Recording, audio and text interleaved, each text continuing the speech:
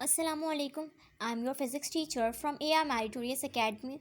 Dear students of class 9th, take out your physics notes.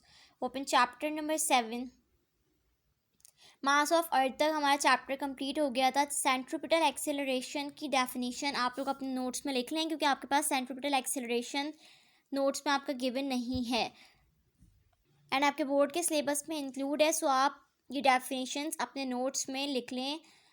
Centripetal acceleration: any object moving in a circle and has an acceleration vector pointed towards the center of that circle.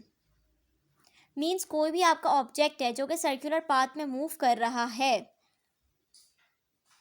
सो उसकी जो vector acceleration होगी वो कहाँ जा रही होगी, वो उसकी सेंटर में जा रही होगी, सेंटर में पॉइंट कर रही होगी. So that is called centripetal acceleration. And your last topic of this chapter is value of g decreases with altitude. The acceleration of gravity is g. Is the acceleration imparted to a body by its own weight? Consider a body of mass m on the earth's surface. The gravitational force of attraction between the body and the earth is equal to the weight of the body. हमें एक body को consider करना है जिसका मास m है earth surface पे.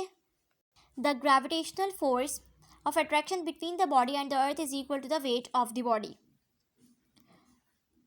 सो मास of अर्थ में जो मैंने आपको फार्मूला डिस्क्राइब किया था वो सेम फार्मूला यहाँ लगेगा.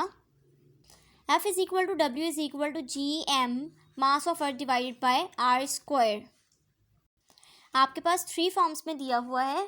आप फर्स्ट फॉर्म जो आपके पास गिवन है आप उसमें भी लिख सकते हैं, सेकंड में भी लिख सकते हैं एंड थर्ड में भी लिख सकते हैं. सो बेसिकली हम इसमें ये पढ़ेंगे कि वैल्यू ऑफ जी एल्टीट्यूड के साथ कैसे डिक्रीज होगी. So G is equal to capital G M mass of earth divide by R square. ये आपकी फर्स्ट इक्वेशन यहाँ मेंशन हो गई. Since G and M E R constant, the acceleration of gravity G decreases with increasing distance R from the centre of the earth. So gravity is inversely proportional to the centre of the earth के square. So you have to learn this. Thank you so much.